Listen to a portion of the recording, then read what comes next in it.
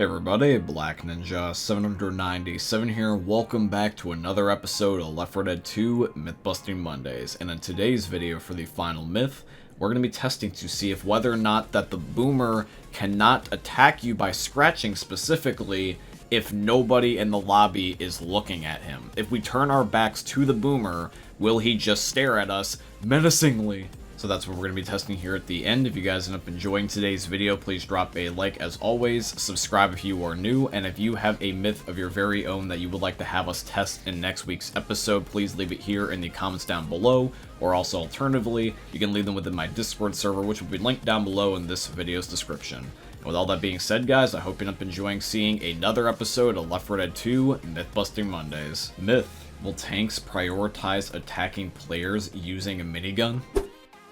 Myth 1 is submitted in by Tyler here today, and as you guys can see from the gameplay, I'm going to be the one that's going to be hopping on the minigun. Now we're purposely just going to let a tank run around, and I want to show you guys that he gets close to Glabersko and Dan at different points while running around the map. The tank is stupidly close to touching distance. He could easily end up hitting Glabersko or Dan if he wanted to, if he just kept persisting a little bit longer. But when I hop on the minigun, it for some reason distracts his AI, and he'll drop everything he's doing and go after me instead. And the moment I get off the minigun, the opposite happens. He'll end up going right back to attacking whoever he was the closest to.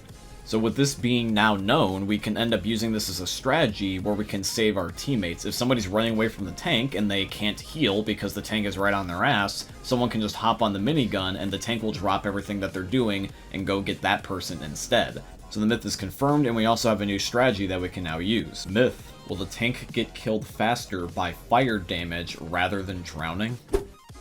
Alrighty guys, the second myth is going to be submitted in by Nuketown 2015, and I'm just going to get straight to the point when it comes to this myth because I'm not going to bother to waste your guys' time. I kid you not, it takes over 20 minutes to fully drown as the tank. I am not joking. Over 20 minutes. We literally ended up having a stopwatch and just waited. And to prevent you guys from going insane and sitting here watching the tank drown every couple of seconds like how we did, we're rather just going to just jump straight to the part where we tested out the fire and show you guys how long that took, because that was much quicker to get to the point.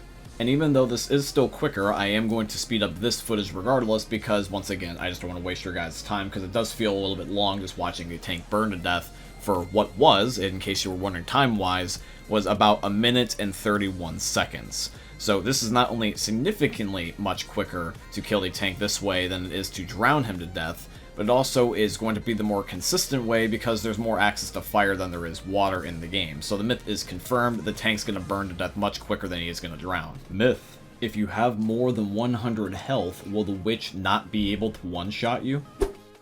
Alrighty guys, myth number 3 is submitted in by Bad Guy Nick, and what we're going to be doing is we're going to be giving ourselves 10,000 HP, and then we're going to end up spawning in a witch and end up pissing her off and seeing how much health she takes every single time she hits me.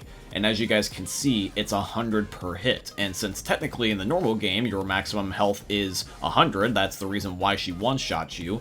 However, though, we have shown before in the past that there is an exploit you can do where you can actually get over 100 health, where you drown yourself and then take pain pills, and it will temporarily boost you over that number, which means in a hypothetical situation, you might just escape death, which means the myth is confirmed. You can end up making it where the witch will not be able to one-hit you if you have over 100 HP, and you can get over 100 HP by just doing the glitch that I mentioned already here. Myth: can you crown a witch with a heavy machine gun / minigun?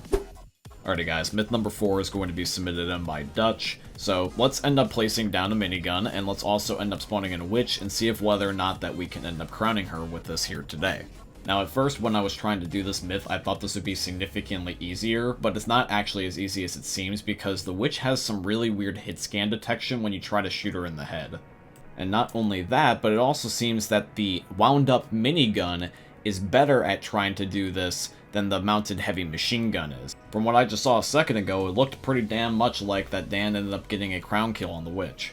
The thing is, though, is like I said, the hit detection is weird, but it also is very hard to just time the minigun flat out in general, because the minigun specifically, since it has to be wound up, you need to hold it enough that it will actually shoot bullets, but not where you spray too many and make the gun shoot more than necessary. take a look at the witch that's going to be on the left of your screen. This is the one that I'm shooting with the minigun, and when I shoot her with the minigun, you guys can see that I kill her pretty quickly, just like how Dan did earlier. Here's a visual example of things that we ended up seeing while testing this myth. You guys can clearly see that Dan is shooting the witch and just sometimes bullets do not register. It takes a good few seconds before a bullet finally ends up connecting to the witch and the game decides to say that she has been startled. Now, even though the minigun and the heavy mounted machine gun are not identical weapons, they are still very similar. In fact, the mounted heavy machine gun is mixed up sometimes in terms of the code names with the minigun itself. During the process of this myth, I was leaning more towards busted / plausible at the very best due to the inconsistent nature. Glabersko wanted to lean towards more of plausible / confirmed because of the fact we were able to do this more than once, and then Dan was just somewhere in the middle, so we really couldn't decide. We did keep looking for sources, and we did find this eventually on the wiki, which basically confirms more towards Glabersko's thoughts, and this means that the times that we were not able to kill the witch instantly was not necessarily because this isn't possible, it was more rather just human error. So in summary, we found out that the mounted minigun has a better chance to do this. The heavy machine gun unfortunately does not. You can do this if you end up finding the right circumstances, if you have access to a minigun while you're simultaneously in the area near a witch. And thirdly, we found out that the hit detection is a lot more clunky than we thought it was. So myth 4 is confirmed. If you end up having a mounted minigun and a witch is nearby, you can end up crowning her with that if you don't have access to a shotgun. Alrighty guys, it's time for the final myth, and once again it is going to be, if you are not looking at the boomer, will he not end up scratching you and instead just stand there, as I said back at the beginning of the video, menacingly. So let's load up a game, spawn in a boomer, and see if whether or not that he'll end up only attacking if we're looking at him. Myth. If a boomer is standing right behind you, will he not claw at you unless someone looks at him? Alrighty guys, and the last myth is going to be submitted in by Jays. Thank you for submitting a myth, Jays. Appreciate you participating in this series. Now, even though Dan was vomited on, remember guys, we're talking about the boomer clawing at us, or basically punching us, which so far he has not done, ever since we have spawned him in. We're going to back up here in third person so that way you guys can see the boomer, and he's right there in the lower left-hand corner. And so far, he has not even attempted to swing at us. He has vomited, yes, but not ended up clawing, swinging. He's not even moving. He's just standing there just looking at us. It's kind of awkward, actually. But yeah, as long as we are not making eye contact with him, it seems, he'll just sit there idle and just only occasionally vomit. This made me curious to see how much of the boomer you could have then within your first-person view before he'll end up attacking you, and as you guys can see, he's on the right-hand side there. He's just barely visible. I can see his hand and his leg, and I'm revealing more and more of him as I'm slowly turning to the right. And I see a decent portion of him, but he's still not quite attacking me. It is only once I end up having his eyes in frame, or in this case, eye contact being made, that he'll finally end up attacking me. So that means that the final myth of today's video is confirmed. The boomer will not swipe at you unless you make eye contact with him, and instead he'll just be right behind you just waiting for you to look at him. Alrighty guys, but that is it here for today's video, and I do truly hope you guys ended up enjoying it. If you did, please consider dropping a like, comment, subscribe, follow, and all that beautiful stuff.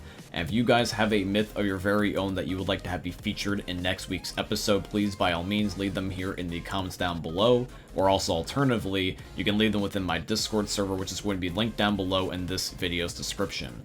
One more thing, by the way, guys, before we do officially wrap up, I wanted to let you guys know that this weekend, August 9th to be specific, I'm going to be having my 7,000 subscriber special, and in case you guys didn't see my teaser that I had it on my community post, here it is once again included within this video.